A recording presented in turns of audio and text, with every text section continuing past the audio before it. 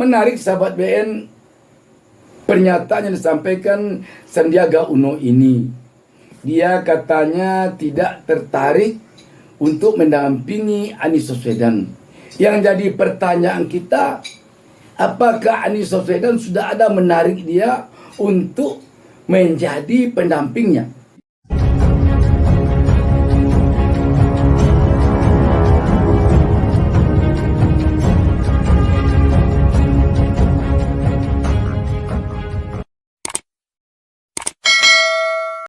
Assalamualaikum warahmatullahi wabarakatuh.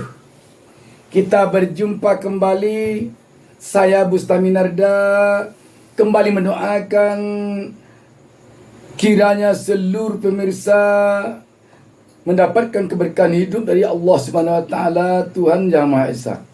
Sahabat BN, ini ada sebuah berita yang menarik kita perbincangkan di sini, dan biar saya baca saja dulu beritanya, nanti kita coba memberikan komentar. Joglo.suara.com menurunkan berita di bawah judul, "Akui tak tertarik dampingi Anies Baswedan, Sandiaga Uno ingin percepat pembangunan, bukan lakukan perubahan." Berita ini hari Rabu 31 Mei 2023. Sandiaga Uno memastikan bahwa dirinya tak tertarik untuk mendampingi Capres Anies Baswedan. Alasannya, Menparekraf ingin melakukan percepatan pembangunan. Bahkan Sandiaga Uno memastikan bahwa dirinya tidak ingin melakukan perubahan.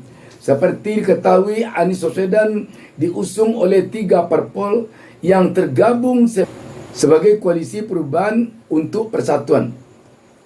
Saya ingin menyampaikan bahwa yang saya usung adalah percepatan pembangunan, bukan perubahan. Kerana kalau mengubah arah pembangunan bangsa ini, kita hanya punya waktu 15 tahun. Ujar Sandiaga dikutip Rabu 31 Mei 2023. Sandiaga juga mengaku sudah mulai dekat dengan P3. Bahkan itu mengaku akan bertemu dengan kader P3. Malam ini dengan P3 akan ada penyampaian beberapa masukan dari generasi muda. Ini langkah kita membangun kebersamaan, kata dia. Mengaku dekat dengan P3, Sandiaga belum berdiskusi terkait cawapres dengan PLT Ketua Umum P3 Mardiono. Ditanya terkait kedekatan dengan Anies Baswedan, Sandiaga Uno mengaku masih bersahabat. Namun memang visinya yang saat ini berbeda. Hubungan persahabatan kita tidak rumit. Ini murni urusan kebangsaan dan mengenai visi kebangsaan dan pemikiran. Gagasan saya percepatan pembangunan, bukan merubah. Itu yang digarisbawahi, katanya.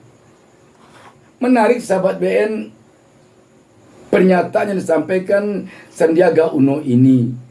Dia katanya tidak tertarik untuk mendampingi Anies Baswedan. Yang jadi pertanyaan kita, apakah Anies Baswedan sudah ada menarik dia untuk menjadi pendampingnya?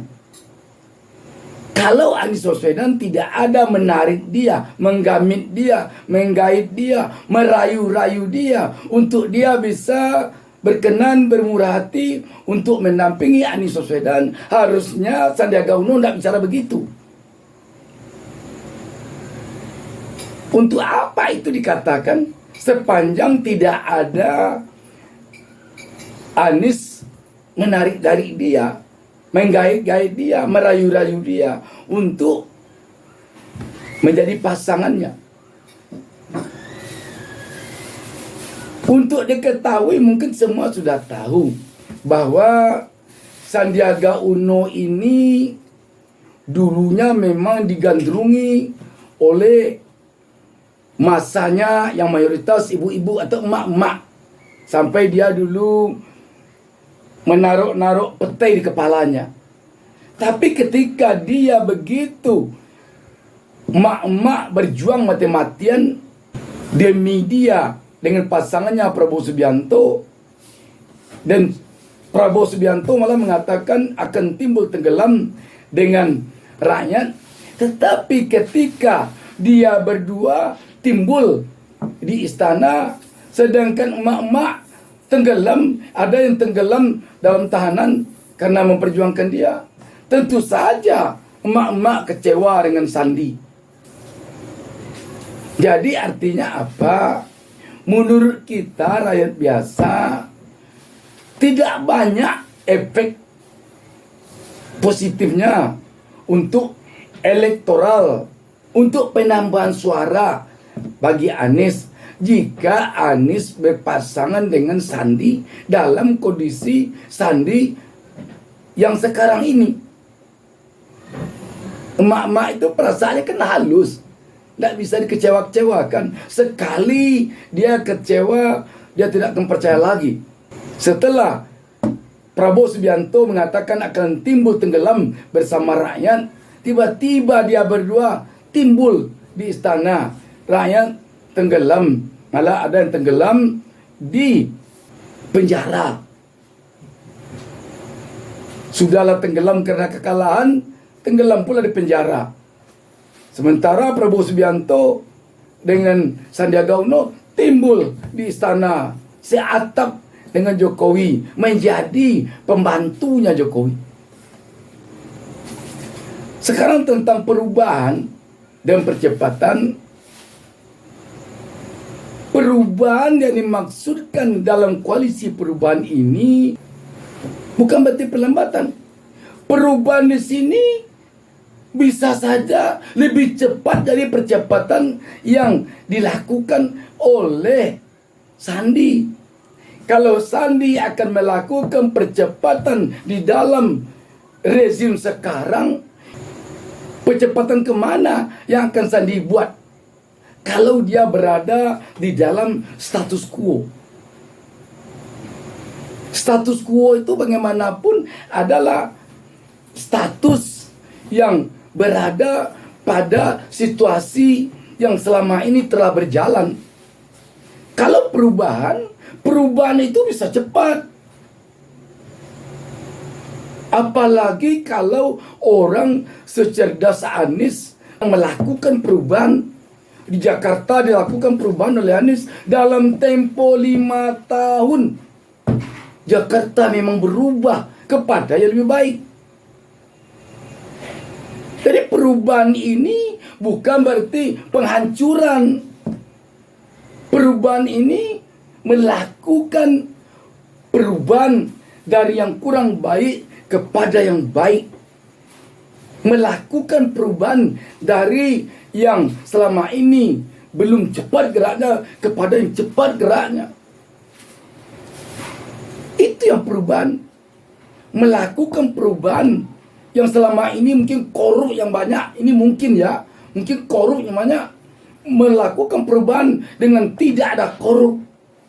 Kalau korup sudah tidak ada, percepatan akan datang sendiri.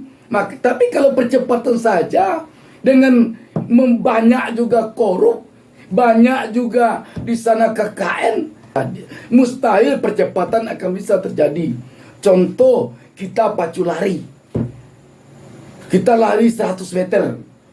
Kita ingin cepat lari. Tetapi kalau ada yang namanya korupsi, yang namanya KKN di depannya, bagaikan dinding tebal, karang tebal menghambat kita lari. Apakah bisa larinya cepat? Mustahil. Tetapi kalau perubahan, hambatan-hambatan yang namanya KKN, yang namanya korupsi itu diretas, ditebas secepatnya. Begitu selesai ditebas, langsung jalan, tancap gas. Kalau biasanya larinya 25 karena dihambat oleh korupsi, karena dihambat oleh KKN. Sekarang dengan ditebasnya KKN, ditebasnya yang namanya korupsi, 120 bisa larinya dekat itu. Kalau hambatan-hambatan itu tidak ada. Tapi kalau kita sebut saya ingin cepat nih, hambatan tidak diselesaikan dulu, tidak bisa. Makanya perubahan akan bisa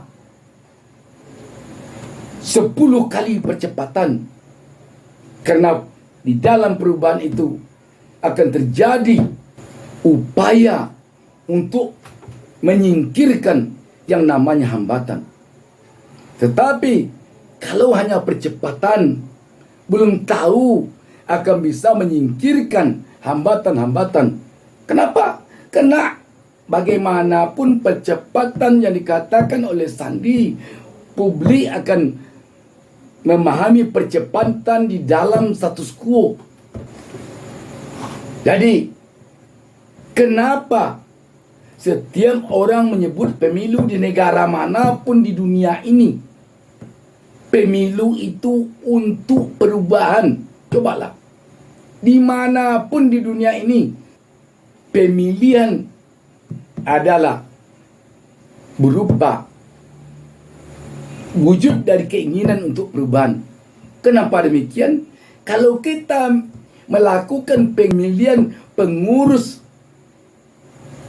sepak bola misalnya, itu jelas akan ada perubahan di dalam kepengurusan itu dari hasil pemilihan.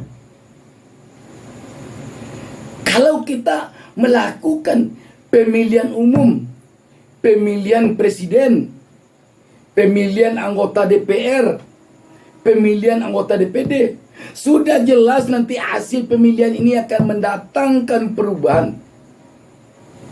Mustahil di dalam pemilihan tidak ada perubahan.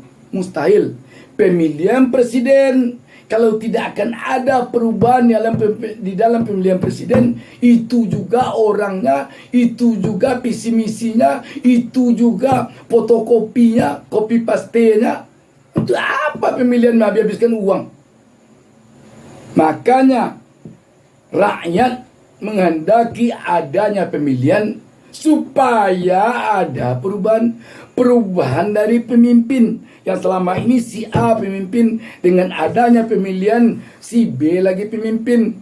Yang selama ini kondisi percepatan pembangunan agak lambat, dengan adanya pemilihan, dengan nakhoda baru nanti yang menakhodai suatu negara, suatu bangsa, maka akan ada perubahan. Jadi perubahan itu mustahil untuk ditiadakan dalam sebuah pemilihan apapun juga.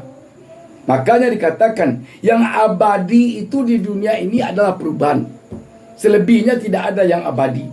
Yang abadi itu perubahan. Orang yang takut dengan perubahan tidak akan pernah maju.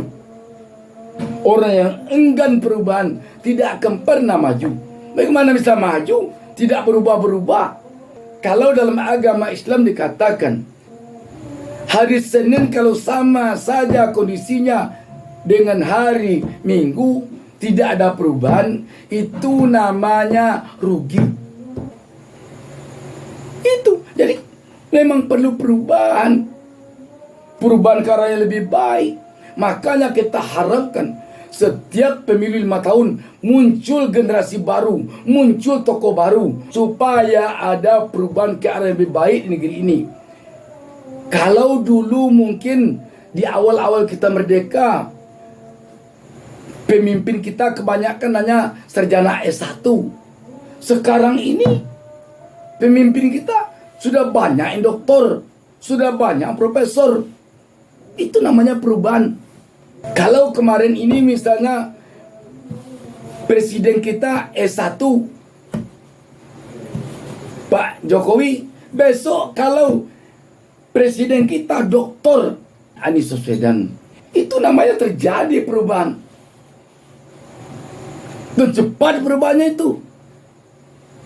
Dari S1, nggak S2 dulu, langsung doktor.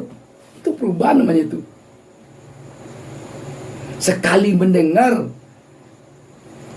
pernyataan Sandiaga Uno yang mengatakan tidak tertarik mendampingi Anies ini, kesannya di tengah-tengah publik ini Anies sudah mengemis kepada Sandiaga Uno, namun Sandiaga Uno tidak tertarik. Itu kesan yang ada dalam publik.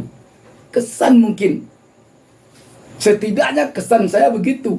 Saya yakin banyak yang sama kesannya dengan saya ketika membaca berita ini. Padahal kita belum yakin kalau Anies Baswedan akan berupaya pula menggait temannya Sandiaga Uno untuk berpasangan dengannya. Sebab cukup banyak sekarang ini tokoh-tokoh yang masuk radar koalisi perubahan berpasang dengan Anies. Dan PKS telah mengatakan Sandiaga Uno tidak termasuk ke radarnya, ke radar pasangan dengan Anies Baswedan.